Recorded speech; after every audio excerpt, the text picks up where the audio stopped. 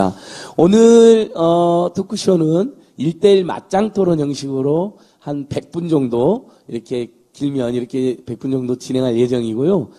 지금 생중계로 되고 있으니까 많은 국민들께서 또 도민들께서 또 세계 시민들께서 혹시 궁금하신 부분은 올려주시거나 질문을 주시면 좀 이따 최대한 답해보도록 하겠습니다. 생중계 주신 오마이뉴스 여러분들께 다시 한번 감사드립니다. 예, 부지사님 먼저 네. 김정은 위원장이 언제 내려오시냐는 이제 좀 이따 이정석 장관님한테 여쭤보는 거라고. 사실 그 전조로 이종혁 부위원장님 일행이 내려오지 않으셨습니까? 네. 지난달 14일부터 17일. 네. 그 지자체 초청으로는 처음으로 내려왔다는 것 자체가 그 발달된 남북 관계와 한반도 평화의 상징인데 네. 그 전에 북한도 두 번 지사님도 갔다 오셨죠. 네, 네. 예, 경기도 대표에서. 네. 의원님 시절까지 한 몇 번이나 가신 거예요? 하여튼 여러 차례 간 것 같습니다. 아, 잊어먹으실 정도로. 네. 예, 저도 평양하고, 금강산 한번 갔다 왔었는데요. 네. 먼저 그 이종혁 부위원장님 일행들 오셨었는데, 네. 그 부분 어떠셨는지, 그 방남 성과라고 해야 되겠죠? 그분들 우리나라 오신 거에 대한. 네, 네. 예. 이종혁 그 아태 부위원장께서는 뭐 여러분들 조금 전에 그 자료 화면에서도 보셨던 것처럼 상당히 그 아주 노정객의 풍모를 보였던 것 같습니다. 그래서 아주 관용적이고 우리 남쪽의 이런 여러 가지 상황에 대해서도 상당히 그 전 동포애적 시각으로 보시려고 노력을 많이 하는 것 같아요. 실제 박명록에 쓴 글도 보면 우리가 판교 IT밸리에 갔을 때 민족의 기상을 전 세계에 웅비하자 이렇게 쓴 것들 같은 걸 봤을 때도 그런 게 늘 엿보였고 또 마침 우리 경기도 고향에 우리 시대의 그 어르신들의 그 좀 어떤 의미의 좀 마지막 잔치 같은 환한상 선생님, 뭐 송기인 신부님, 또 명진 스님, 또 김원웅 의원님, 뭐 다 우리 사회 원로분들이 과거에 이종혁 위원장하고 인연이 많았었나 봐요, 장관님. 예.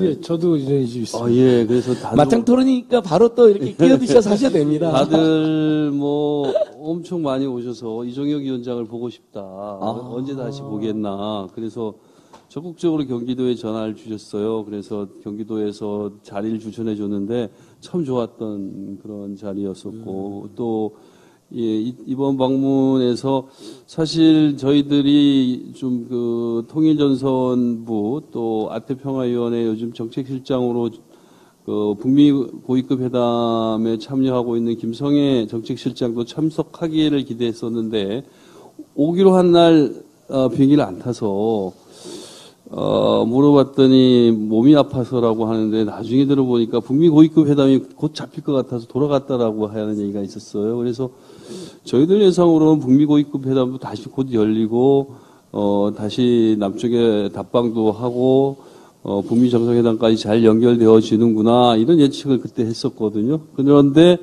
또 약간 이게 어긋났어요. 또 어긋났는데 또 어긋난 얘기는 차차 이제 장관님을 통해 좀 들어보기로 하고 이번 대회의 성과는 이 북측 대표단 일행이 어쨌든 남측에서 준비된 이런 경기도 차원에서 준비된 행사에 직접 참여했다는 것 자체가 큰 의미가 있는 것 같고요. 또 참여해서 여러 가지 일정도 뭐 판교 밸리를 간다든가 경기도 농업기술연구원을 간다든가 또 여러 남측의 여러 인사들을 만난다든가 이런 것들 자체가 상당히 보기 좋았던 것 같고 메시지도 비교적 일제강점기 하에서 아시아 제국가들이 받았던 피해에 대해서 공동보조를 취하자 이런 메시지도 좋았던 것 같습니다. 그리고 그 이후에 북측이 보일 대일 배상 청구권 행사 이런 것들도 좀 아마 좀 짐작해야 하는 그런 대회였었는데 이 대회가 이번 행사로 끝나지 않고 내년도에 우리 DMZ 국제평화 포럼을 9월 19일 날 그 남북 평양 공동선언 1주년 기념에 맞춰서 경기도 일원에서 좀 꽤 규모 있게 할 계획을 갖고 있는데 그곳에도 참석할 걸로 약속을 한 것도 큰 의미가 있지 않을까 그렇게 생각합니다. 네, 개괄적으로 이종혁 부위원장 일행 아시아 태평양의 평화와 번영을 위한 국제대회였죠. 그러니까 평화와 그다음에 방문지를 보면 어떤 경제 협력이나 공동 번영을 상징하는 장소가 많아가지고 저는 서울 시민이었는데 굉장히 경기도가 참 다르구나. 너무 네. 이렇게 응원했던 것 같아요. 간단하게 우리 장관님, 이종육 위원장님이랑 인연이 많이 계시더라고요. 아무래도 아태평화위원회가 남북 그 관계 창구이기도 했으니까. 아까 부지사님도 여쭤봤는데 어떤 인연이 있으셨어요? 글쎄 뭐 그분이 본래 그 대남 관계에서 학계 쪽에 그다음에 문화예술 쪽에 그 접촉을 많이 하셨기 때문에 뭐 저희들도 아무래도 남북 학술회의 같은 거 할 때도 만났고 또 그분이 김대중 대통령님 저희 노무현 대통령 때인데 한번 그 남쪽에 내려오실 기회가 있었습니다. 그때 김 대통령님 이제 뵙고 그럴 때 사실은 뭐 약간 그 우연을 갖다 나름대로 좀 이렇게 우연한 그런 이제 방문 형태로 해가지고 그 우리 대통령께서 그 이종혁 위원장을 만나신 적이 있었는데 그걸 제가 이제 이렇게 만들고 그러면서 또 그래서 상당히 에피소드가 많이 있습니다. 근데 아무튼 이종혁 위원장은 북한 쪽에서 보면은 상당히 인텔이고 그 다음에 남쪽에 대한 이해도 상당히 깊은 분인데 뭐 저는 사실은 좀 놀랐습니다. 왜냐하면 아직 연세가 상당히 돼서 이제는 은퇴하실 때가 되지 않았나 했는데 계속 나오고 계시더라고요. 그래서 뭐 이번에도 오셔가지고 꽤 여러 가지 중요한 역할을 하신 것 같습니다. 네, 장관님께서도 이종혁 부위원장 일행과 있었던 추억을 말씀해 주셨는데 아마 언론에서는 이제 경기도랑 함께 처음으로 교류한 것 자체도 큰 화제였지만 이종혁 부위원장 일행께서 방금 부지사님도 말씀하신 것처럼 아주 쩌렁쩌렁하게 일본 제국지시대의 그 전쟁 범죄를 규탄하는 것도 큰 화제가 되었던 것 같은데요. 앞으로 뭐 그것도 남북이 또 역사인식을 함께 하면서 공동 대처 나갈 부분이라고 생각됩니다. 근데 아무래도 우리 경기도민들이나 지금 시청자들께서는 이제 공식적으로 그 이종혁 부위원장 일행이랑 있었던 일 말고 또 경기도랑 좀 더 아까 이제 DMZ 평화학술대회에도 오신다고 했는데 그거 외에도 예를 들면 이재명 지사님이 최초로 이렇게 방북 초청을 받아서 가느냐 경기도지사 우리 지자체장으로는 이런 궁금함도 많이 있을 거고 우리 국민들께서 또 다른 뭐 합의라든지 또 에피소드가 있었다면 어떤 것들이 있을까요? 예. 그 이재명 지사께 이재명 지사를 방북 초청을 하면서 이재명 지사께서 육로로 평양에 가고 싶다 그랬더니 이종혁 위원장께서 그럼 시간이 더디 걸리니까 비행기 타고 날려오셔 그러더라고요. 네. 그래서 이 육로로 가는 게 좀 시간이 걸리겠구나 그런 생각을 했었고 가능한 좀 연내 방문을 하려고 했는데 뭐 현재 이런 정세 때문에 좀 늦어질 것 같고요. 이종혁 위원장께서 그 판교에서 자율주행차 타고 사실 저도 처음 타봐요. 저 자료하면 저도 앞좌석에 있었는데 이게 자율주행차가 저는 그냥 자동차가 안 다니는 거리를 왔다 갔다 하는 줄 알았어요. 근데 이게 자동차가 다니는 거리로 가더라고요. 확 시내로 들어가더라고요. 그러니까, 그러니까 운전자도 없는데 그러니까 이종혁 위원장님도 약간 긴장하셔서 이거 이렇게 가는 거냐. 그래, 잘못하면 부딪히는 거 아니냐. 근데 이게 가다 보니까 또 중간에 신호도 다 인식해서 쓰고 뒤에서 차가 오면 또 앞쪽 가고 앞에 가면 또 이렇게 하더라고요. 그야말로 자율주행차더라고요. 그래서 뭐 일부 언론에도 났지만 내리셔 갖고 속마음을 묻는 질문에 제가 실험 동물이 된 것 같습니다. 그런 얘기도 하시고. 저희가 고향에 있는 한 호텔에서 행사를 했는데, 계속 데모하는 사람들이 왔어요. 그래서 거기서, 뭐 아주 시끄럽게 했는데, 이종혁 위원장이 그 호텔 19층에서 이렇게 물끄러미 내려다 보면 바로 밑에서 막 그 반대 집회를 하니까, 저더러 이렇게 한참 내려다보고서 뭘 이렇게 보고 계십니까 했더니, 저런 건 좀 막아줘야 되는 거 아닙니까? 그러더라고요. 그래서 약간 민망하기도 하고, 남쪽 체제가 그렇습니다. 좀 이해를 해 주십시오. 그러니까 이해는 합니다만, 거기서 뭐 이종혁 죽여라! 막 그러니까, 손님이 왔는데, 참 좀 민망했고, 그렇다 보니까 아무래도 우리 남측의 관계기관 사람들의 경호가 너무 세서 거의 자유로움이 없어요. 그 호텔 19층 구석에 2개의 방에 갇혀가지고 거의 나오지를 못한 상황이 된 거. 이런 것도 많이 아쉽고, 이런 것들이 아마 그 김정은 국무위원장 그 답방, 남측 답방에도 영향을 미치지 않을까. 이거 왔을 때 어떻게 경호를 해야 할까. 그것도 상당히 좀 걱정스럽게 하고 보고 돌아갔을 것 같아. 이런 생각이 듭니다. 예, 어때 이재명 지사님 방북은 곧 성사 예, 초청하신답니까? 뭐 비행기 타고 빨리 오라 그랬으니까 이제 좋은 시간에 가면 될 것 같습니다. 네, 이종혁 부위원장 일행과 있었던 말씀 잘해주셨는데 아무래도 저는 이제 그런 생각도 들더라고요.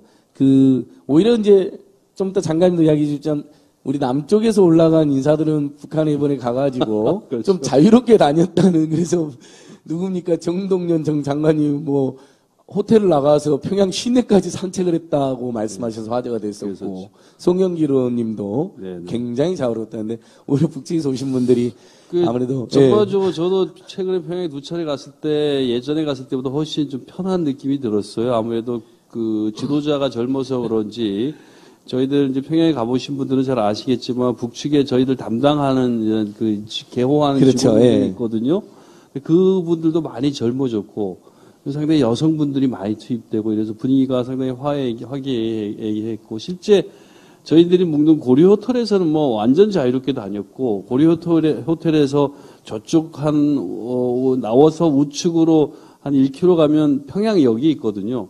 그 평양역까지 이렇게 산책하는 것도 거의 동의해줬고 그런 것도 자유로웠고 저 같은 경우는 2번째 갔을 때 대동강 맥주 먹고 싶다니까 밤에 나갔어요. 네. 밤에 나가고 대동강가의 그 펍바에서 대동강 맥주도 아주 많이 먹고 이러고 돌아왔는데 와.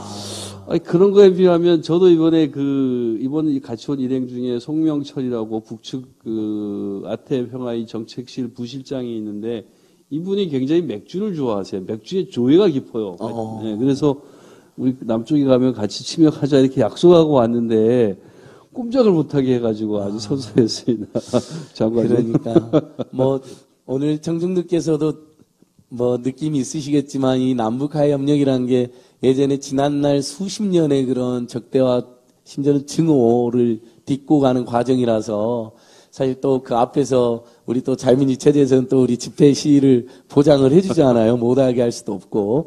다만 바람이 있다면 이 대화와 번영의 시대에 맞게 좀 오히려 손님으로서 맞이 좀 해주시면 어떨까 하는 간단한 바람이 있으신 것 같은데 저도 한번 이 자리를 빌어서 다시 한번 그분들께 아마 이종혁 부위원장님 방남하신 게 김정은 위원장 방남 때 이런 사전 연습 또는 뭐 그런 경험 측면도 있는 것 같아요. 그렇죠, 맞아요. 예. 분위기도 좀 바뀌었죠. 이제 조금 더 우리 국민들께서 예 장관님 네. 지금 예전에 통일장관 시절에 한참 다니시다가 또 교류하시다가 아주 냉각기를 거치다가 이번에 부지사님도 이제 북한 이야기를 해주셨는데 지금 문재인 정부 들어서서 장관님 몇 번 가셨죠? 글쎄, 제가 2007년에 마지막 평양을 갔었고, 예. 북한을 간 게 마지막인데, 그전에는 물론 학자 시절부터 해서 한 7, 8번 갔던 것 같습니다. 그리고 11년 만에 남북 연락 공동사무소 만들어질 때 지난 9월 달에 개성문에 갔었고, 10월 달에는 이제 이하영 구치사 같이 갔습니다만은 14 예. 기념행사 때 평양 갔었고, 11월 달에는 또 금강산 20돌 기념에 갔었습니다.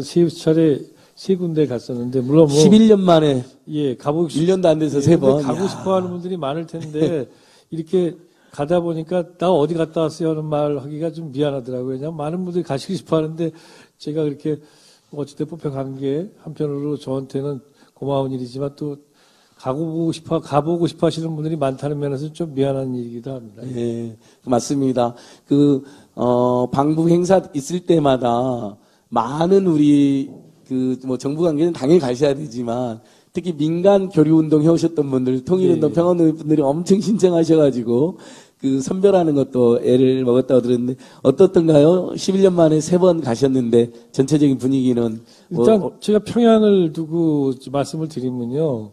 평양은 2007년, 11년 전이나 지금이나 그냥 거기 선전도시다. 이렇게 보는 분들이 보시면 똑같이 선전도시인데요. 그러니까 제가 본 11년 전에 평양이나 지금이나 이제 같습니다, 성격은. 그런데 사실은 저같이 오랫동안 북한을 관찰해 온 사람들 같은 경우는 오히려 이제 덜 놀라야 되는데 저도 놀랐고요. 또 처음 평양을 간 분들도 뭐 깜놀이다, 깜짝 놀랐다 그런 표현을 써요. 일단 무엇보다도 갔더니 실제 뭐 많이 그동안에 얘기를 들었지만 차량이 굉장히 많이 증가했더라고요. 근데 그 차량이 숫자만 증가한 게 아니라 차량의 종류가 좀 다양해졌습니다. 2007년 때까지는 택시가 있었는지 모르겠는데 택시를 이렇게 달고 다니지는 않았던 것 같고, 근데 택시가 그 택시 그 모양을 보니까 택시 회사가 여러 개가 있는 겁니다. 거기에다가 또 탑차가 꽤 자주 다녔어요. 이 얘기는 뭐냐면 이 탑차하고 트럭은 일반 트럭하고 탑차는 다른데, 탑차는 이거는 상품 배달 이런 것들을 많이 하잖아요, 운송. 그러다 보니까 이 상품 경제가 그 사이에 많이 발달했다는 걸 느꼈고요. 그 다음에 두 번째로, 이거 아파트 있지 않습니까? 이 아파트, 북한 이제 평양 거리를 이렇게 버스로 지나가면 그 사람들이 보여주는 평양 거리지만 거의 뭐 상점을 찾아보기가 어려웠어요. 아파트 같은 경우는 그냥 뭐 한두 군데 있었는데 지금은 아파트 자체를 서로 질 때 주상복합으로 짓더라고요. 그래서 한 4층, 5층까지는 다 상점이고 위에. 그래서 시장 경제가 실제 활성화되고 있구나 하는 걸 몸으로 느꼈는데, 고려호텔 안에 그 매대가 있습니다. 우리 같은 고려호텔이 북한에서 굉장히 좋은 호텔이니까 그런 데서 뭐 일반 소비재 가자나 이런 기호품 또는 식료품을 팔지 않지만 북은 우리보다 훨씬 이제 빈곤한 나라니까 그런 걸 파는데요. 11년 전에 갔을 때의 고려호텔에서 산 북한 물건은 마른 명태, 고사리 마른 거, 마른 고사리 이런 거였는데 지금은 정말 가자리부터 시작해가지고 다양한 기호품 등등 하다못해 김치, 식료품 같은 것들도 다 우리 옛날 무슨 집 김치 이러듯이 상품 나오듯이 수백 가지가 나와 있는데 그 값이 굉장히 현실화되어 있더라고요. 제가 2000년대 초반에 평양을 다니면서 고려호텔에서 책 한 권을 사는데, 여러분, 북한의 책 한 권을 사는데 45달러인가 준 기억이 나요. 근데 이번에 기자단 풀 단장으로 간 친구가 잘하는 후배인데 책을 이만큼 샀더라고요. 그래서 얼마 주고 샀냐 그랬더니 15권인가 얼마 주고 샀는데 50달러가 줬다 하더라고요. 그래서 실제 물건값이 고려호텔에서의 이 소비 제품도 굉장히 쌌는데 아마 일반 시장하면 더 싸겠죠. 다시 말하면 경쟁이 있는 것 같습니다. 그러다 보니까 독점식으로 막 비싸게 붙이지 않고 이런 게 인상적이었고, 사실은 무엇보다도 북한 사람들을 하나하나 봤을 때 2007년만 해도 북한 사람들을, 평양 사람들을 볼 때 표정 같은 걸 느끼기 좀 어려웠습니다. 약간 무표정함, 그 다음에 어떻게 보면 삶에 지쳤고 빈곤이 이렇게 묻어나는 거죠, 평양에서도. 근데 이번에 사람들 표정이 조금 다양해졌다는 걸 느꼈어요. 사실은 제가 세종연구소에서 평양 다녀오니까 세종연구소 식구들이 좀 갔다 온 것 좀 어떻게 좀 얘기 좀 해달라 그래서 PPT를 만들어가지고 쭉 정리를 하면서 평양 갔다 온 걸 좀 정리하다가 갑자기 생각이 났어요. 뭐가 생각이 났냐면 그동안에는 제가 평양을 다니면서 사실은 2007년까지는 갈 때마다 북한의 청소년들을 보면 우리 청소년이 생각나서 우리 청소년과 북한 청소년들 사이의 체격이라든가 여러 가지 표정 이런 비교를 했어요. 왜? 북한이 그만큼 그 문제에서 제가 볼 때는 너무 참 마음이 아팠기 때문에. 그런데 이번에는 제가 그런 생각을 못하고 북한 청소년을 만나고 와서 정리하다가 왜 내가 그 생각 못했지? 라고 하면 생각을 했어요. 이게 뭐냐면 그렇다고 그 사이에 북한의 청소년들이 엄청 키가 커지고 엄청 체격이 좋아진 건 아니지만 그 아이들의 옷 모양이나 표정이 나로 하여금 다른 곳에 전혀 다른 남쪽의 아이들과 전혀 다르고 너무나 생활이 처져가지고 힘들어하고 이런 모습을 비춰지지 않았기 때문에 비교를 안 했던 것 같아요. 그 얘기는 뭐냐면 사실은 평양은 선전도시지만 11년 전에 제가 갔던 평양 역시 선전도시였습니다. 그 평양을 비교했을 때도 그렇게 많이 달라졌더라. 그래서 지금은 보면 표정이 많이 살아있는 것 같고 그래서 제가 굉장히 좀 깊은 그런 이제 인상을 좀 받았습니다. 저도 가서 부지사님. 저는 이제 과학을 많이 강조하는 거. 과학. 이제 좀 약간 핵심 슬로건이 과학으로 비약하고 교육으로 미래를 담보하자 이런 게 많이 쓰여 있었던 게 인상적이었고요. 실제 저희 이제 장관님과 같이 갔었던 그 평양 과학기술궁전? 과학기술 전당. 과학기술 전당. 예, 거기 갔더니 그 이렇게 우리 국회의사당처럼 가운데가 텅 비어 있는데 여러분 거기 뭐가 있었을 것 같습니까? 로켓 딱 세워놨더라고요, 로켓포. 그게 이제 북한이 주장하는 바로면은 미사일이 아니고, 네. 그러니까 쉽게 말하면 인공위성입니다. 인공위성. 은하 3호라 네. 인공위성 발사. 예. 물론 로켓 발사체지만 인공위성 발사체가 세워져 있었습니다. 그리고 저희가 그 다른 계기에 갔을 때 평양 인근에 있는 창천 남새 협동농장, 이게 남새가 우리 남쪽 말로 하면은 이제 채소거든요. 채소를 집단적으로 재배하는 농장도 갔었고, 지난번 정상회담 때 이재용 회장이나 최태원 회장이 갔었다는 112 양묘장도 갔었는데, 그런 쪽에도 다 그렇게 제어하는 기술, IT로 제어하는 기술들이 예. 상당히 발달돼서, 그 양묘장 같은 경우는 요런 그 중앙 제어실에서 많은 그 하우스동을 다 제어하는 것들이 다 모니터로 나오고, 거기에 약품이라든지 온도라든지 습도를 다 제어하더라고요. 그런 것들도 아주 인상적이었고, 북측 인사의 얘기는 그래서 자기들이 핵도 완성하고 그 핵을 소형화해갖고 ICBM 기술로 뭐 미국까지 날아갈 로켓 기술이 있어서 자기들도 기술은 이제 조금 자신이 있다. 그러니까 과학적인 측면은 남쪽의 자본이나 이런 부분하고 잘 결합되면 많은 시너지를 얻을 수 있을 게 아니겠는가. 그래서 저희들이 갔을 때 뭐 스마트팜이라든지 뭐 이런 좀 4차 산업을 활용한 새로운 접근 방식에 대해서 굉장히 깊은 관심을 가져서 거의 밤샘 토론 비슷하게 하고 그랬었던 기억이 나요. 와. 예, 그 과학기술 말씀하시니까, 예.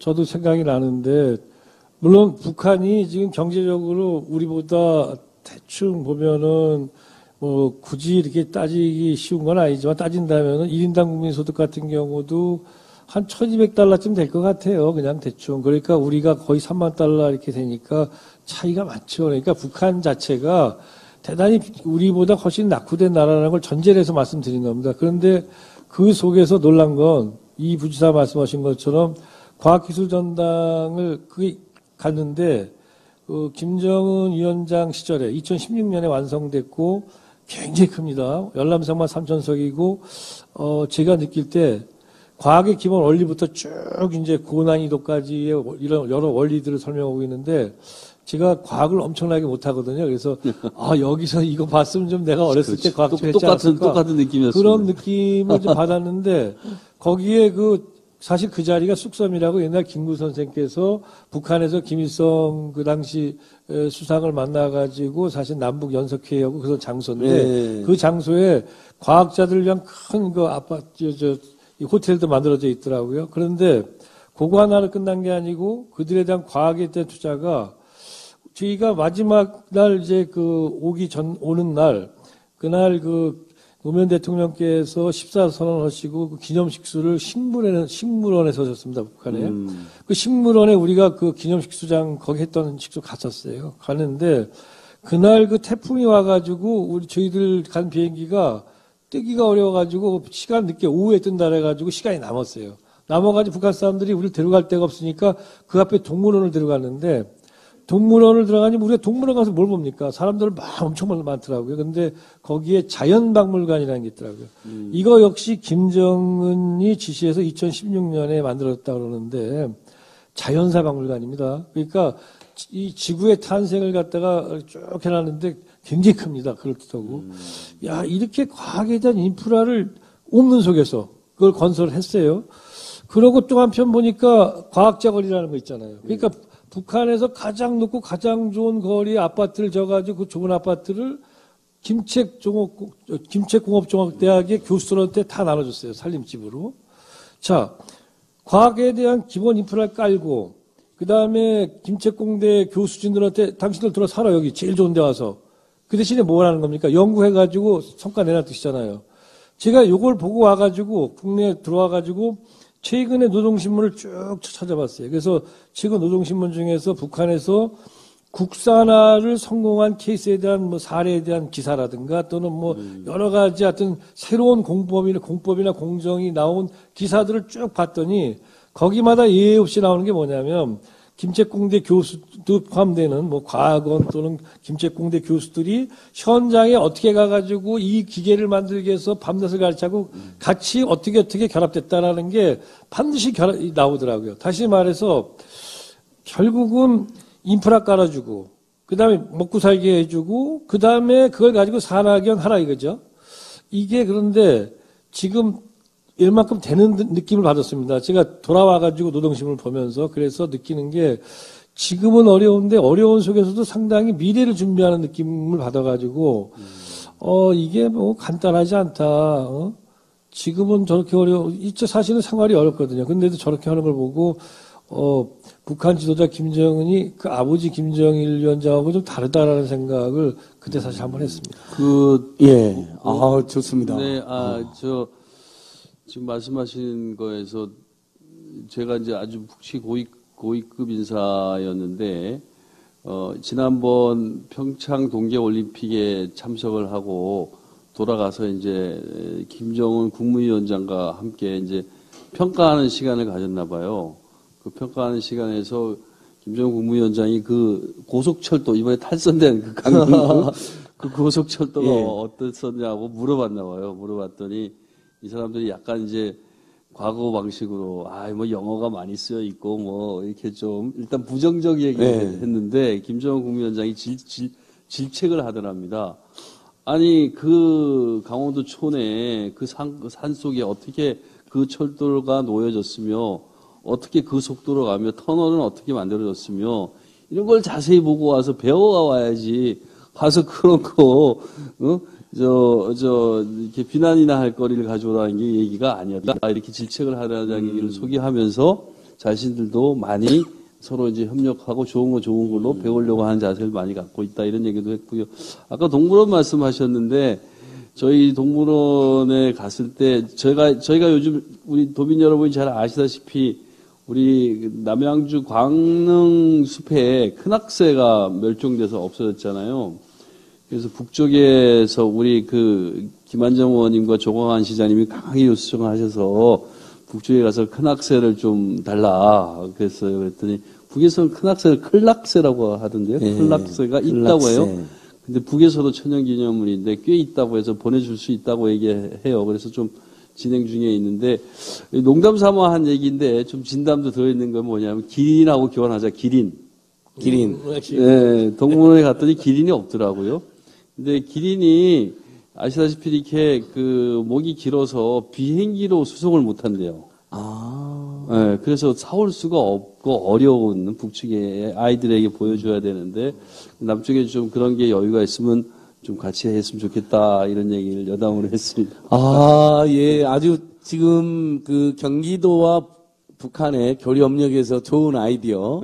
우리 대한민국에 없는 큰 학세를 받고 기린을 우리가 육로로 이재명 지사님이 좋은 장면인 것 같아요. 이재명 지사님이 육로로 가고 싶으니까 기린과 함께 최초로 방북하는 그 옛날 우리 정정 회장께서는 소떼랑 방북했는데 그때는 정말 그 자체 의미가 있었고 두 분이 지금 한 30분 가까이 굉장히 북한의 변화에 대해서 그러니까 이미 근데 두 분뿐만 아니라 사실 북한을 갔다 온 객관적이고 중립적인 기자들께서도 보수적인 기자님들께서도 평양이 북한이 변화 중이다라는 것은 일관되게 나온 진술이니까 두 분의 거기에다가 생생한 경험담까지 이렇게만 방금 좀 너무 이제 진지했기 때문에 북한의 변화에 대해서 제가 잠시 사실 교류협력을 하려면 상대방의 변화나 상대방의 상황을 또 자세히 아는 게 굉장히 중요하잖아요.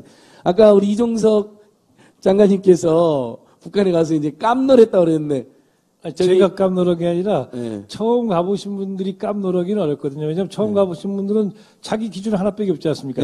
그렇기 때문에 에이 저것밖에 안 돼? 이럴 텐데 자신이 기대했고 자신이 생각했던 북한보다 달랐다는 거예요. 좀 나아서 놀랬다는 뜻이죠. 저는 뭐 깜놀까지는 아니고 야 이거 생각보다 꽤 해놨네 이렇게 생각했죠. 어때 우리 이북 동포들이 깜놀이라는 단어를 알아들으시던가요? 글쎄요, 그쪽에서 대남 담당하는 분들은 저보다 뭐 남쪽 용어를 많이 아는 분도 있지만, 깜놀까지는 아마 잘 모르지 않을까. 저도 깜놀을 갖다 우리 딸내미가 있기 때문에 한 거지, 제가 어떻게 하겠습니까? 그러니까 이제 화해협력 통일의 시대 곧 다가오고 있기 때문에 우리 대한민국의 우수한 단축 언어들, 단축 용어를 엄청 많이 쓰잖아요. 지금 젊은, 좀 많이 알려줘야 될 것 같고. 혹시 방탄소년단은 화제 안 올랐나요? 뭐, 그런 거는, 그 방탄소년단이 훌륭하긴 하지만 제 관심 범위 내에 있지 않아가지고 제가 그런 워낙, 대화를 하지는 않았습니다. 워낙 유명해서 혹시 북한에서도 화제가 됐나 뭐 여쭤본 겁니다.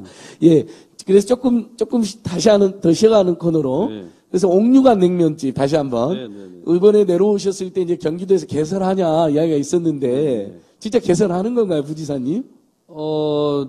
사실 예정 장소 답사도 했죠. 답사도 했고. 지금 서울시가 강력한 경쟁자인가요? 아니, 그러니까 이게 박원순 시장님 평양에 가보신 분은 아시겠지만 옥류관이 이게 그러니까 여러 채의 건물이 있기 때문에 땅이 커야 돼요. 예. 그대로 한다면 땅이 커야 되기 때문에 서울시에 그 정도 땅을 제공할 때는 단연코 없다. 예, 제 느낌으로도 서울시는 어려울 것 같습니다. 경기도가 적임이 아닐까. 경기도 이것도 한편에서는 좀 이게 그래도 냉면을 먹는 거기 때문에 수요가 일정하게 있어야 될 도시여야 될 것 같고요. 또 아무래도 또 좀 수도권에 있는 시민들이 접근하기 좋은 장소여야 될 것 같고 그런 장소인데 생각보다 여러분들께 말씀드리지 못할 또 논의는 많이 진행되고 있습니다. 그래서 이게 한편에서는 좀 제재 대상이다라고도 이제 이해를 할 수 있지만 또 다른 한편에서 보면 우리 남쪽에 건물을 짓고 시설을 만드는 거기 때문에 그 제재 받길 수도 있습니다. 다만 북에 뭐 송금을 하느냐 이런 문제는 이제 제재의 대상이 될 수 있어서 좀 우호적으로 뭐 남쪽에 무슨 재단에 뭐 기부해 놓는다든가 뭐 이런 쪽 논의도 일부 있습니다. 그래서 그럴 경우에는 좀 빠른 시간 내에 완성된 형태, 지금 평양 옥류관 형태의 뭐 여러 동시에 2,000명, 3,000명이 들어가는 그런 대형 음식점 형태가 아닌 약간의 좀 작은 형태는 좀 빠른 속도로 이어질 수 있지 않겠는가. 상당히 그러니까 진척이 좀 이루어지고 네, 있는. 네, 네. 예, 아까 이제 사실 우리가 인적 교류에서 동물 교류 근학사 네. 기린해야 되는데 사실 이번에도 세 번의 남북 정상회담 하시면서도 먹는 게 굉장히 서로 화제가 되고 부드럽게 해주는 거였잖아요. 옥류관 기대가 아주 크고요. 그 다음에 내년도에 그 아태 평화대회 북한에서 하게 될 것 같다는 이야기도 있는데 정말 그러니까 아까 지사님 방부 이야기했는데 우리 도민들도 같이 방북하면 더 의미가 있잖아요. 예, 그래서 지금 이번 아태 평화대회 합의 사항 중에 그 평화공원을 조성하자 그런 얘기가 지난번 그 문재인 대통령님과 김정은 국무위원장의 합의 중에 그 강원도 쪽에 있는 궁예도성 복원 사업이 있지 않았습니까? 네. 궁예도성 복원 사업도 DMZ 안에 있어요. 그래서 그거를 합의한 걸 보면 북에서 DMZ 공간에 대한 활용 방안에 대해서 좀 더 열린 자세가 있는 것 같고요. 그래서 이 평화공원 조성도 파주 개성 사이에 있는 DMZ 안에 하자라는 계획을 북측에서 먼저 제안을 했었습니다. 그래서 이런 걸 봤을 때 좀 더 교류가 자유로워지는 것들을 설정해 놓고 있지 않겠는가 이런 느낌을 받았고요.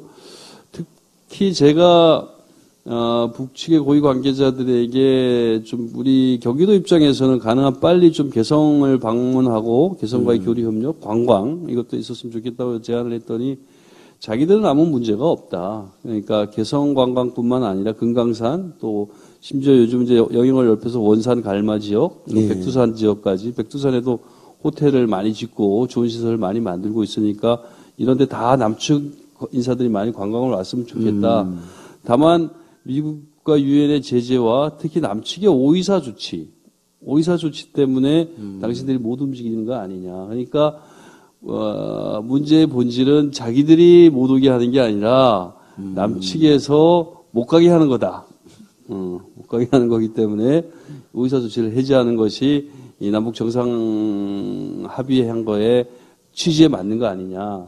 예, 그런 얘기를 예, 뭐 오이사 조치는 우리 대한민국의 여러 시민사회단체들 또 일관되게 빨리 해자자 이야기하고 있는데, 만약에 이제 급물살을 타가지고요, 이제 북미 2차 정상회담, 남북 4차 정상회 늘려서 바로 이어서 이제 경기도 방북이 구체화되면, 아까 제가 말씀드린 것처럼 부지사님, 지사님은 부지사님도 가셔야겠지만, 여기 오늘 우리 이런 도민분들도 같이 방북단을 만들어서 하면 더 의미가 있지 않을까요? 물론이죠. 그래서 북측에서는 저희가 이제 만약에 4.27 내년 봄에 좀 논의 중에 있는 파주 개성 뭐 걷기 대회, 네. 마라톤 대회 이런 것들이 이제 실현된다면 우리 여기 경기도민들도 뭐 같이 자연스럽게 방북하게 될 거고요.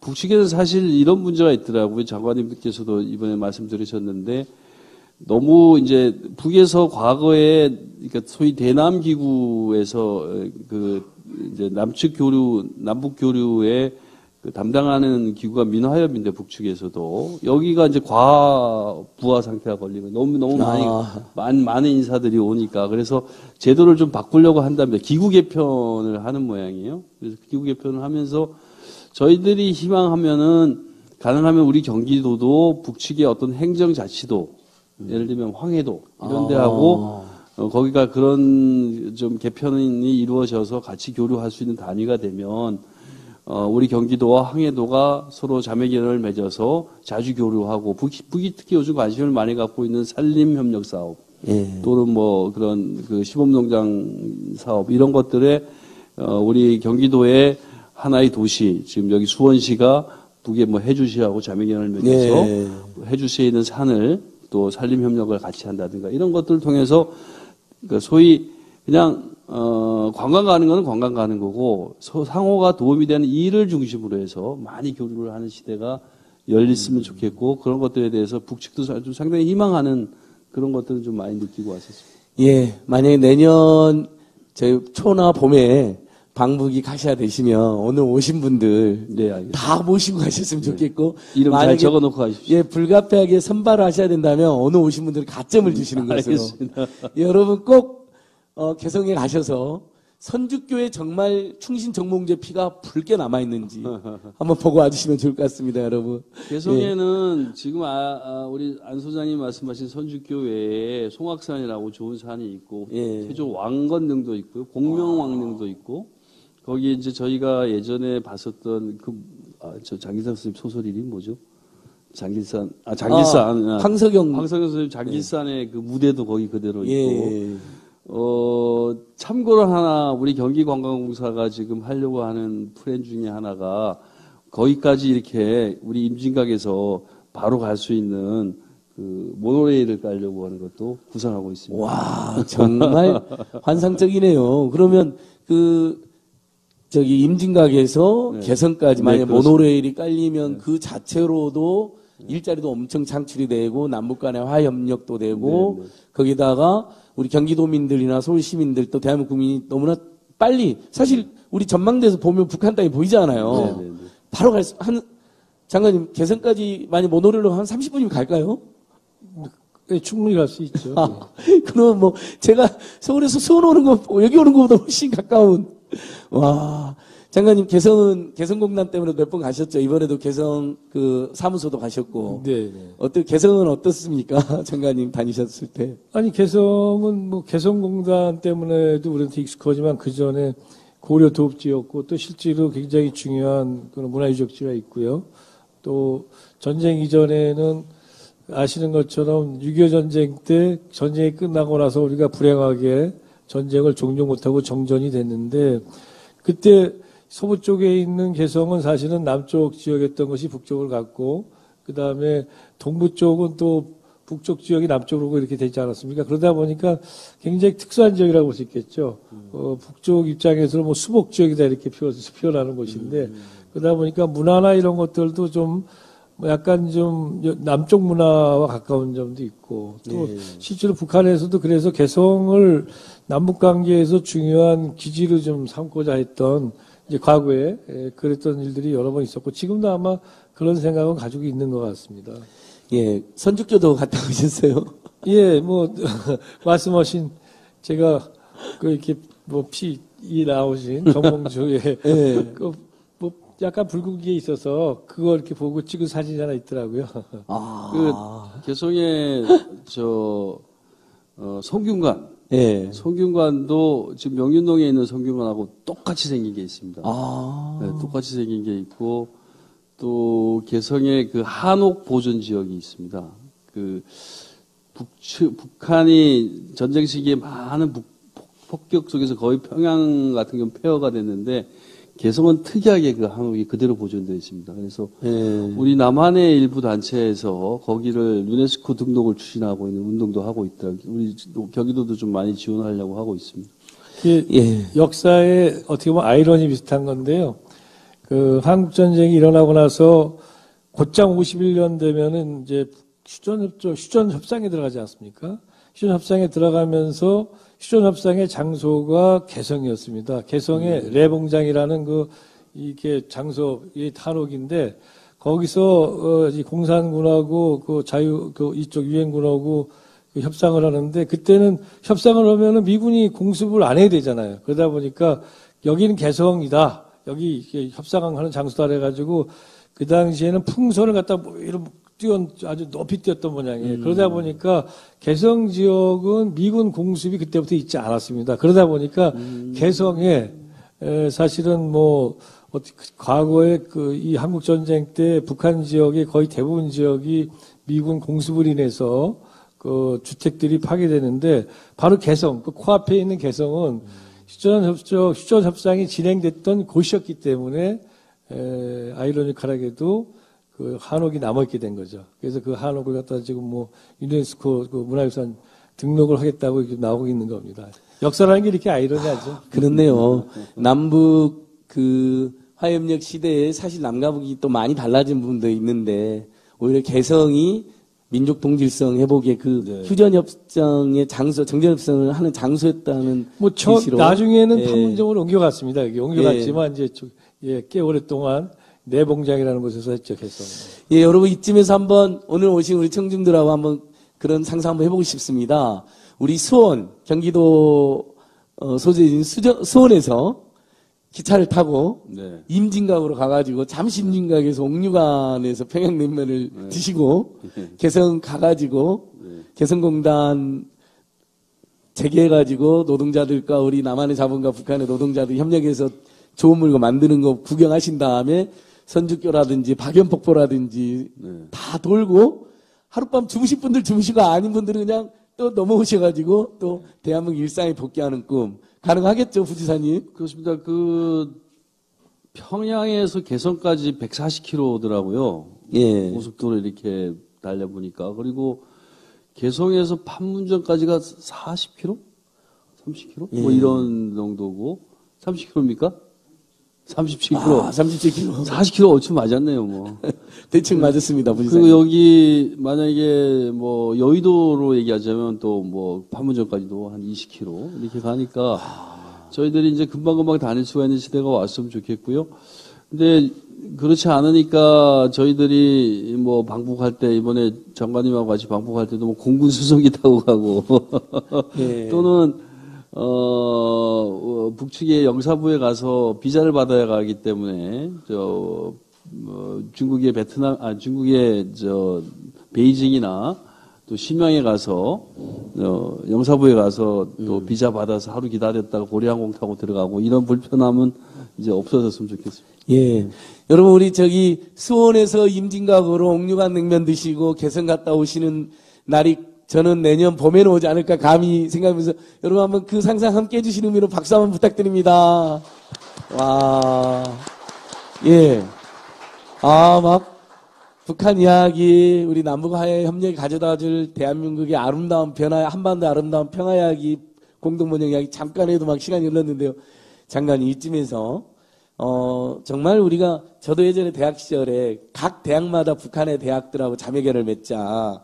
정부가 할 일이 있고 민간이 할 일이 있고 또 예를 들면 당시에 우리 이화영 부지사님 같은 선배님들이 전대협 시절에 가자 남으로 만나자 판문점에서 이렇게 해가지고 했던 운동이 있는가 하면 저희 후배 세대들은 또 각 대학별로 자매결연 하자 그래서 그게 편지도 쓰고 그랬었는데 경기도 지금 어쨌든 접경적이라 하는 특수성에다가 거기에 중앙정부만 맡겨놓을 상황이 아니잖아요. 너무나 우리가 지체된 평화와 공동번영인데 경기도가 앞장서 이렇게 남북교류 협력에 앞장서는 것의 의미 장관님께서 한 번만 더 다시 한 번만 짚어주십시오. 예. 예, 속담에 목마른 사람이 우물 판다 그러지 않습니까? 경기도는 지금 안 선생 말씀하신 것처럼 접경 지역뿐만이 아니라 가장 분단 때문에 피해를 보는 지역이고 또 분단이 극복이 돼야만 되는, 즉 휴전선을 끼고 살면서 분단 때문에 발전이나 또 우리 삶에 굉장히 많은 지금 부정적 영향을 미치고 있기 때문에 먼저 나서서 결국은 남북이 평화를 만들고 평화 위에서 공동번영을 만들기 위한 노력을 해야 되는 거잖아요. 그런 점에서 경기도가 먼저 나서서 교류협력의 천병에 쓴 거는 그건 제대로 한 일을 한 거다. 요즘 세상에는 제대로 한 일을 하는 경우도 많지 않기 때문에 제대로 한 일을 한 것 자체가 상당히 중요한 거죠. 이게 하나라면 두 번째는 역시 또 그 말씀 잠깐 있었는데 어쨌든 간에 지금 제재 문제 때문에 우리가 교류협력이 일정하게 제한돼 있긴 하지만 이 속에서도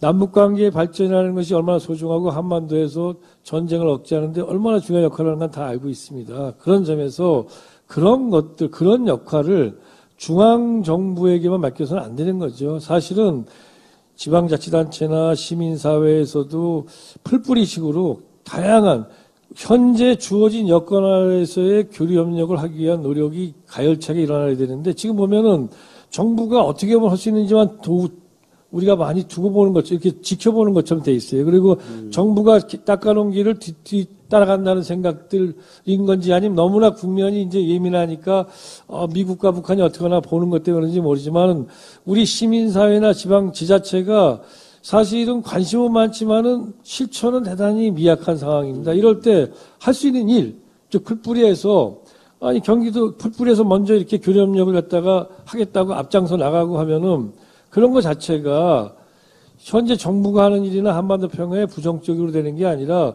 한반도에 사는 이 거주민들이 가지고 있는 열망, 평화에 대한 열망, 그 다음에 함께 살고자 하는 열망을 보여주는 거기 때문에 그런 것들이 오히려 우리 정부가 미국하고 협상하는 데도 도움이 되거든요. 또 실제 또 이런 것들이 남북관계에서도 안정성을 유지하는 데 도움되고 바로 그런 점에서 경기도에 이번에 교류협력의 첫 물꼬를 튼 거는 사실은 한반도 평화 협력으로 가는 이 길 속에서도 아주 중요한 역할을 한 거다 이렇게 저는 보고 있습니다. 네, 부지사님. 네. 부지사님은 제가 어렸을 때 봤을 때 사실 정말 남북관계 앞장서 하셨었잖아요. 예전 참여정부 때 열린우리당 시절 그때도 네. 어떻습니까?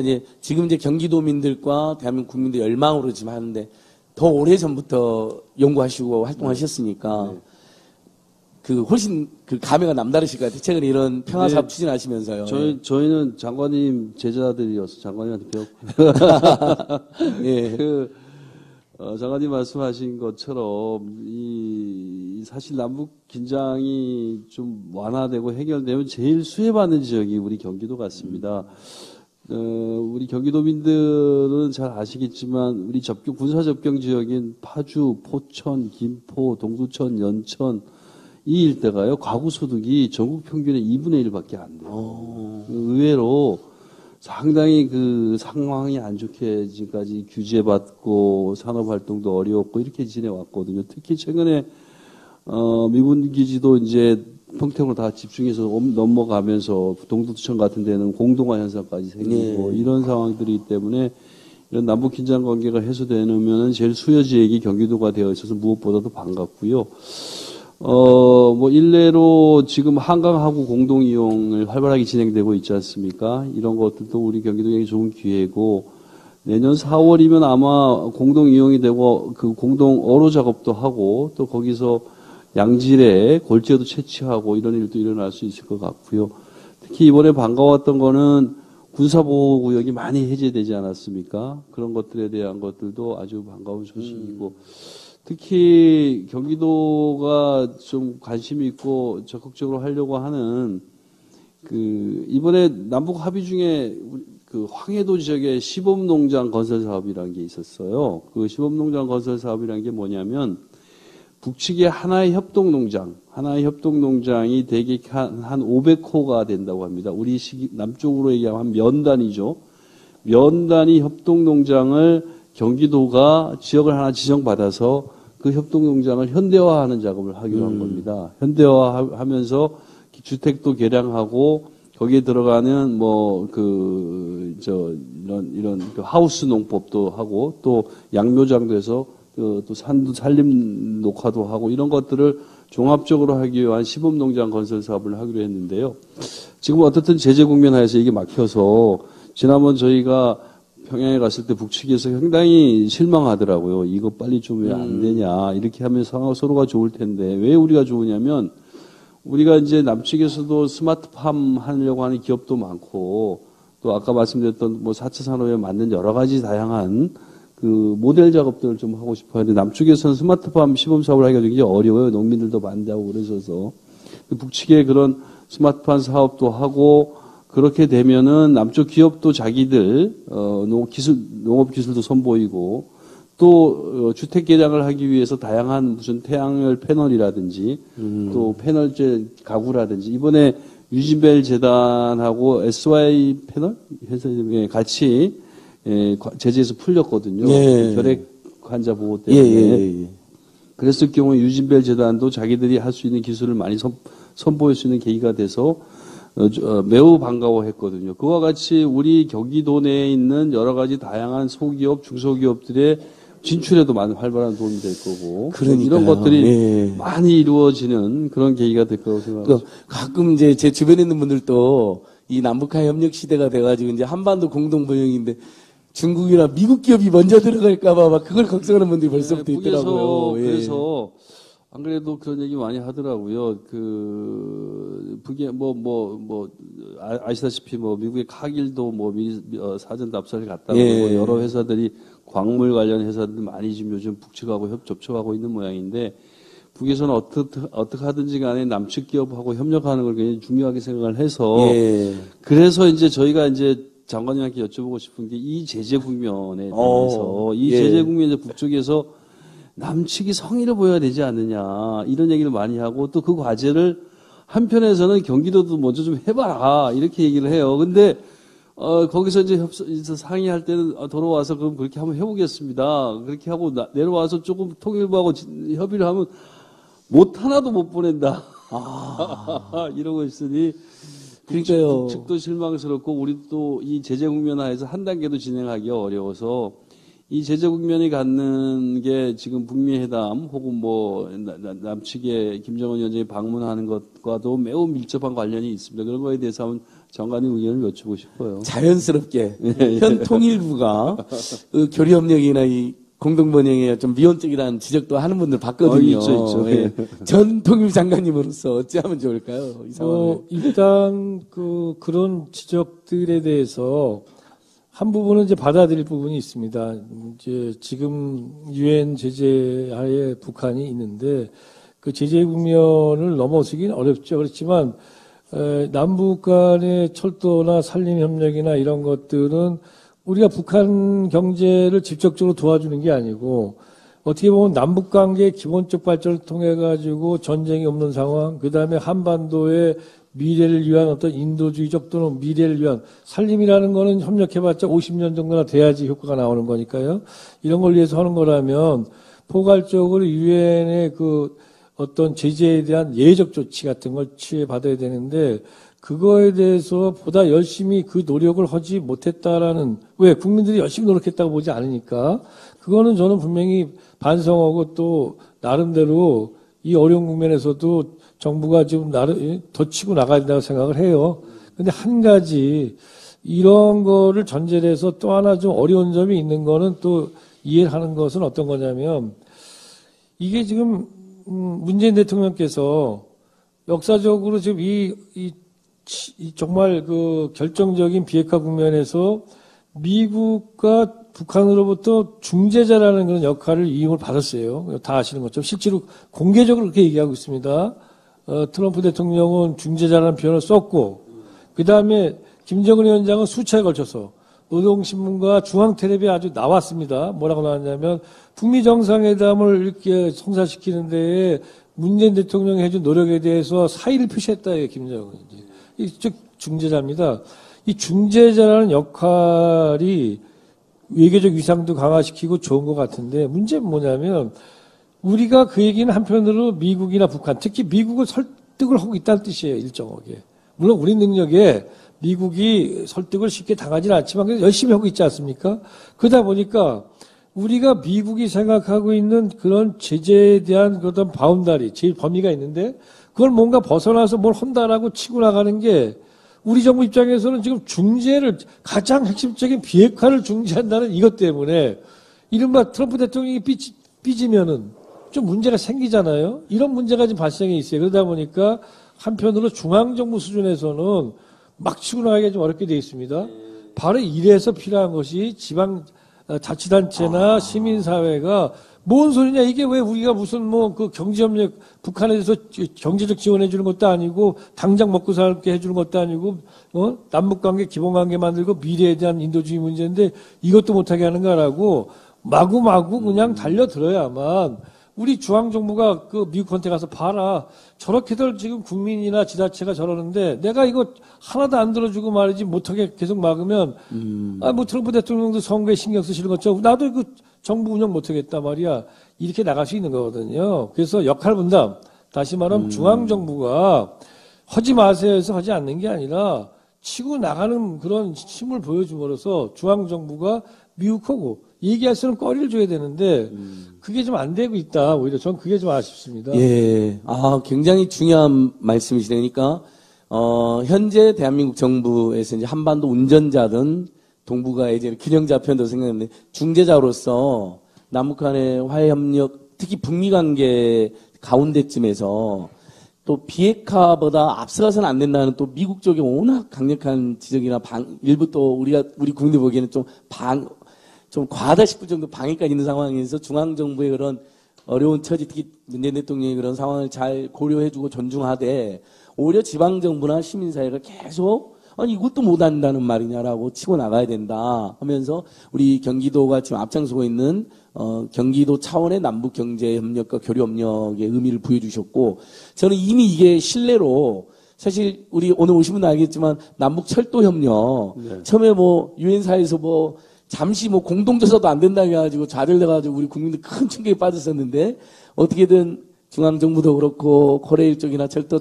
하시는 분들도 잘 설득해가지고 최근에 우리 남북철도협력 그 사전조사를 두 코스를 도셨지 않았습니까? 그러니까 결국 잘 설득하고 꾸준하게 이렇게 이야기하면 되는구나라는 느낌을 또 우리 국민들한테 주셨거든요. 근데 그것도요. 예. 정부가 노력을 했기 때문에 노력은 평가를 하지만 예. 지금 현재 정말 제대로 노력을 해야 됩니다. 무슨 얘기냐면은 정부의 외교부의 평화교섭본부장 육자담 대표가 비건 미국의 특별대표를 만나서 협의를 하고 거기서 나온 얘기가 남북 철도 공동조사에 대해서 전폭적인 지지를 미국이 하기로 했다. 좋은 얘기죠. 고마운 얘기고 애를 썼는데 우리 평화교섭본부장이 해야 할 일이 뭡니까, 여러분? 평화교섭본부장은 비핵 육자회담 대표입니다. 이 사람이 미국하고 해야 할 가장 기본적인 업무는 남북관계를 가지고 협의하는 게 아니고 핵 문제를 어떻게 해결할 것인가 하고 미국하고 협의해야 되는 거예요. 근데 그 협의는 어떻게 했다는 얘기가 없고 우리가 가서 미국으로부터 이거 지지받았어요. 지지받았다는 거는 말이 좋아 지지받은 거지 건건이 이제 한 건 한 건 사실상 승인받는 거랑 비슷하게 돼버리는 거예요. 다시 말하면 지금은 당장 남북 공동조사가 됐지만 앞으로 한미 간의 워킹그룹을 통해 가지고 모든 사안에 대해서 이렇게 협의하자는 거나 마찬가지가 된 겁니다. 그렇다면 앞으로 우리가 남북 간의 철도를 위한 협력할 때 또 건건이 지금 받을 거 아니에요. 그런 점에서 이 미국이 전폭적으로 지지했다는 이 말의 이면에 우리가 사실은 건건이 이제는 이걸 미국하고 얘기를 해야 된다는 걸 전제하고 있다는 사실을 우리가 이해해야 됩니다. 이게 뭐냐면 지금도 계속적으로 노력해야 될 건 뭐냐면 포괄적으로 남북 협력 부분에 대해서는 이거는 기본적으로 경제적인 제재와 관계 없으니까 라는 그런 맥락에서 예외 조치를 받는 노력을 해야 된다. 예. 그렇지 않고 계속 미국하고 오늘은 그럼 제가 철도 연결하러 가기 위해서 북한에다가 지금 볼트 너트 갖다가 몇 개 갖다가 박아야 되는데 그거 어떻게 하나 이거 좀 사인해 주세요. 그럴 수는 없는 거 아닙니까? 그거는 우리가 할 일이 아니죠. 그런 점에서 이러한 지금 남북 공동조사, 철도 공동조사 미국이 오케이 한 거에 대해서도 그 밝은 면과 그 이면에 있는 우리에게 주어진 어려운 점들을 알아야만, 그리고 그걸 극복을 해야 되는 거다. 이 생각을 합니다. 네, 정말 만만치 않습니다. 굉장히 예. 중요한 말씀, 감사한 예. 말씀이고, 예. 우리 도에도. 실제 북측에서는 뭐, 미국도 그렇고, 우리 남한에 대해서도 불만이 있던데, 예를 들면은 뭐, 자기들이 핵을 완성하고 ICBM을 완성하기 위해서 성군 정치를 해서, 지난 25년 동안 자기들이 굶어 죽으면서까지 완성한 거를 이렇게 아무런 서로의 양해 조치 없이 한 번에 다 포기해서 비핵화로 나오라 그러고 뭐 안전에 대한 담보도 없고 경제협력에 대해 상호협력에 대해서 진전된 프로그램도 없는 상황에서 강요한다. 이런 불만이 굉장히 높으면 지금 장관님이 하신 말씀 저 말씀을 하시더라고요. 남쪽도 그런 측면에서 너무 미국에만 끌려가고 하나하나를 전부 그렇게 말하자면 결제받아서 하려고 하는 것에 대해서 실망스럽다 이런 얘기도 하고 경기도가 앞장서 달라고 얘기하고 저한테 특히 앞장서라 그러는데 제가 무슨 재주로 앞장서 그러니까 지금 상당히 이 딜레마입니다. 딜레마. 이 딜레마를 좀 장관님 말씀처럼 저런 기조하에서 좀 정책이 잡혀서 좀 우리 지자체가 실제 일선에서 좀 작은 일, 저희들은 뭐 철도 협력 사업 이런 게 아니지 않습니까? 아까 말씀드렸던 것처럼 뭐 황해도에 시범농장을 만든다든지, 뭐 산림사 협력 사업을 한다든지, 뭐 중소부역이 조금 진출할 수 있는 협력 사업 이런 것들이기 때문에 훨씬 운신이 좀 가볍죠. 하기 가볍기 때문에 이런 부분들을 좀 할 수 있는 길을 터줬으면 좋겠다 이런 열망이 그러니까 있습니다. 반드시 제재 외로 포괄적으로 인정받아야 되는데 일단 안 되면 부분적으로 인정이 돼야 될 텐데. 그러니까 그 협력 사업에 대해서 협력 사업을 우리가 보다 포괄적으로 받아서 그것만은 조금 자유롭게 하는 게 왜 중요하냐면 포괄적으로 하다못해 시범농장 같은 거 하나 만들었다. 이건 물론 좀 포괄적 예외에서 조금 벗어나서 좀 더 넓은 겁니다만은 그런 거조차도 그거는 북한 경제 미국은 잘못된 시그널이다. 북한에 대해서 뭔가 협력을 하는 거다. 경제적으로 뭘 도와주는 거다 이럴지 모르지만 남북 간의 그런 기본 관계를 위해서 나가는 거는 우리가 가가지고 그냥 뭐 최첨단 기술 가져가가지고 또 이거 기계 가져가서 딱 한두 가지 해주는 걸 보면은 그 사람들은 더 목말라요. 그럼 우리는 이렇게 얘기했었잖아요.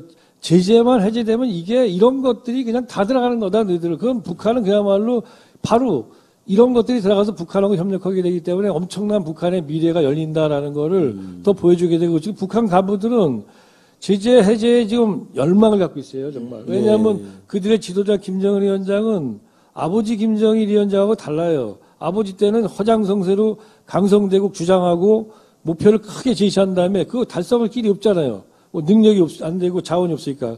그러니까 별로 점검도 제대로 못하고 점검해도 그냥 대충 했는데 아들 김정은 위원장 와가지고는 강성대국? 이거 너무 세. 우리가 무슨 죄를 강성대국 하나? 배고파 지금 굶는데 낮추라.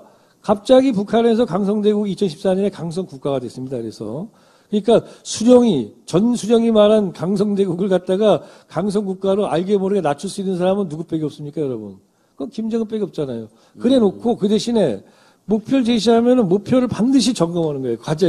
과제가 실현되는지. 그러다 보니까 이 중간 간부들이 엄청 힘든 겁니다, 지금. 이걸 도대체 거기다가 창의적으로 하라든지 세계 수준에 맞추라든지 그러다 보니까 마지막 가면 모자라는 게 뭐냐면 결국 돈이고 자본이다 이거죠. 그러다 보니까 제재 해제에 대한 열망이 그냥 묻어나요. 아마 우리 부사님 더 잘하실 겁니다.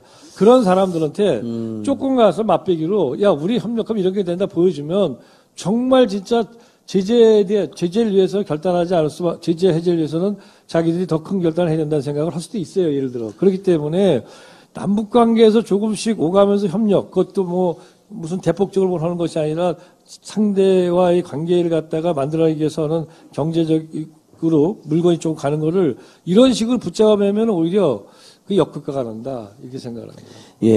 그 평화 증진과 그 민족 동질성 회복을 위한 여러 사업 같은 경우는 또 제재 외로 할 수 있다는 문구도 있지 않습니까? 유엔 제재에서도. 그래서 뭐 옥류관 같은 경우는 사실은 정말로 그 민족 동질성 회복 또는 화해, 어떤 친구나 화해가 다시 되는 상징인데, 아무튼 잘 되겠죠, 부지사님. 관광 같은 경우도 예. 제재 대상은 아니에요. 예. 그래서 사실 우리가 오이사 조치만 해제되면 개별 관광 같은 경우는 북쪽에서 동의가 되면 얼마든지 할 수 있는 영역이거든요. 그런데 그런 부분에서까지도 아직 좀 진척이 안 되고 있는 것이 안타깝죠. 예.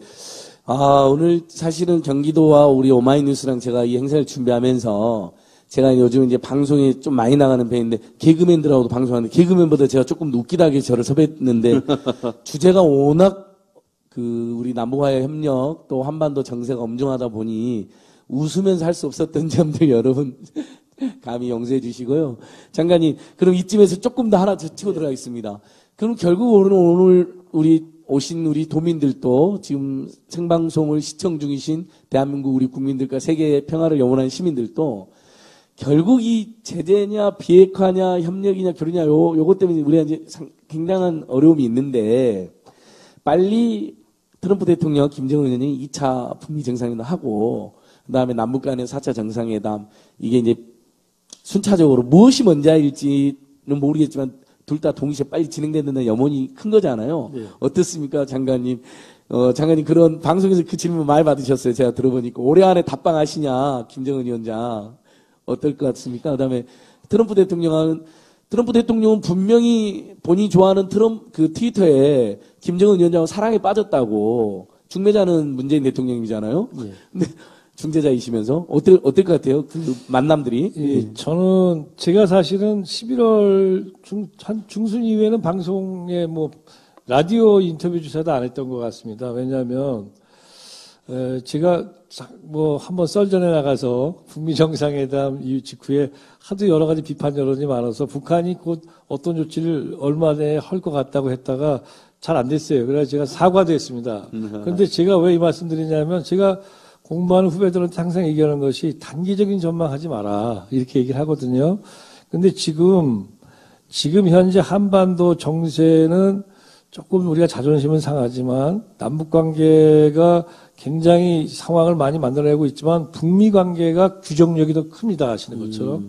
그런데 이 북미 관계에서의 새로운 관계, 적대와 불신 관계가 새로운 미래를 향해서 지금 이제 진통을 겪으면서 나가려고 하는데 문제는 뭐냐면 그동안 북미 관계가 가지고 있었던 특징은 불신이에요. 아주 지독한 불신. 그러다 보니까 서로 만나서 얘기해가지고 서로 수틀리면 그냥 가서 상대방 비난하고 끝나면 그만. 근데 이제 양쪽에서 하는 게 뭐냐면 이제는 서로 그거 불신 해소하고 뭘 만들어 보자는 거예요. 특히 북한에서는 이 말을 갖다가 불신이 아니라 신뢰를 가지고 뭘 해보자 그래요. 근데 해본 적이 한 번도 없잖아요. 해본 적이 한 번도 없는 사람들끼리 만나서 하려다 보니까 이게 어떻게 만들어질지가 예측이 안 되는 거예요. 그러다 보니까 북미 간에 분명한 것은 비핵화 문제가 장기적으로 볼 때 이거는 제가 볼 때 일탈될 가능성은 적다. 즉 다시 말하면 진전된다. 근데 우여곡절이 단기적으로 크다. 왜? 서로 안 해본 걸 하는 거니까 불신하던 자들이. 그러다 보니까 단기 전망하지 마라. 제가 그런 얘기를 했는데 이 말씀 드리는 이유는 뭐냐면 지금 현재 김정은 위원장의 연내 답방은 북미 관계에 지금 나름대로 영향을 받고 있습니다. 아주 크게. 그러다 보니까 사실은 김정은 위원장은 지난 평양선언에서 평양선언이 역사적 선언 아닙니까? 거기서 문재인 대통령에게 굉장히 큰 선물을 준 겁니다. 뭐냐면 비핵화와 관련해서 남북 합의에서 상당히 진전돼. 특히 미국이 뭔가 사응한 조치를 취하면 더 진전시키겠다. 영변 핵시설을 폐기하겠다까지 명기를 했어요. 이걸 가지고 사실은 또 문재인 대통령께서는 트럼프 대통령 만나고 그래서 북에서는 아마 뭔가 이걸 통해서 자기들이 원하는 수준에서 미국과 협상이 될 거란 기대를 했겠죠. 그러나 미국은 아직까지 거기까지 못 가서 우리 대통령의 헌신적인 노력에도 불구하고 잘 안 됐습니다. 지금 상황이.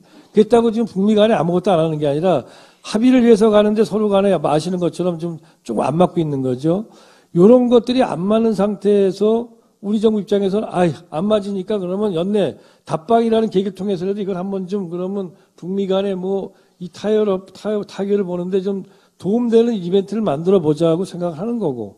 그렇지만 기본적으로 생각해 보면은 북미 정상회담이 2차 북미 정상회담이 열리고 거기서 뭔가 북미 간에 조금 뚫어지고 나면 뭔가 좀 합의가 나오고 나면 그걸 계기로 해서 그 다음에 4차 남북 정상회담이 열려서 거기서는 뭐 남북 공동 번영과 관련된 뭔가가 좀 나와주는 게 자연스러운 수순이지만 북미 관계에서 대타협을 위해서 한 번 더 지난 평양 선언도 그래 또 한 번 좀 우리가 해봐야 될 거 어떤 역할을 해야 될 거 아닌가 하는 게 우리 정부 생각이었던 것 같아요. 그런데 그것은 김정은 위원장이 과연 그렇게 할 건지 아니면 이 국면에 대해서는 좀 더 고민을 해가지고 미국과 직접 풀 건지에 대해서는 누구도 장담 못하는데 아마 지금 북한은 후자를 선택하는 것 같습니다. 김정은 위원 제가 단기적 전망하지 말해놓고 다시 한번 연말에 사과하는 이들에도 말씀을 드리자면 김정은 위원장의 연내 답방은 어렵다. 그리고 그것은 지금 말씀드렸던 이런 논리적 구조에서 본다면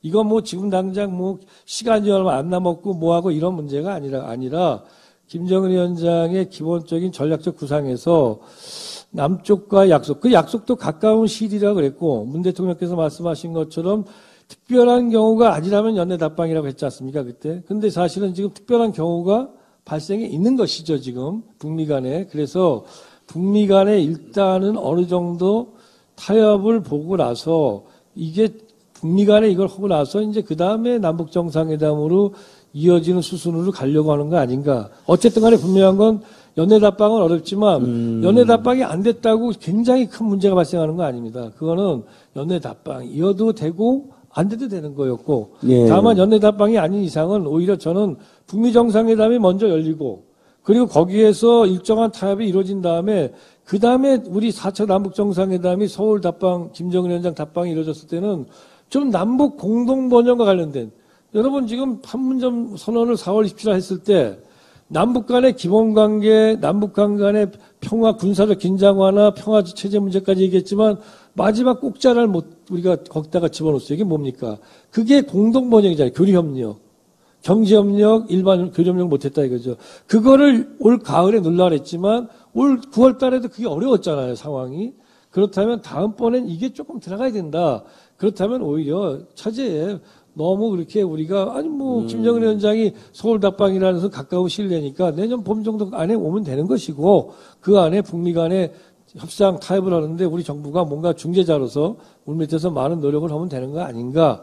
그렇게 정리하면 되기 때문에 저는 뭐 김정은 위원장 서울 답방 여부에 대해서 정세와 관련해서 이것이 되면 엄청 좋고 안 되면 이건 문제가 있다.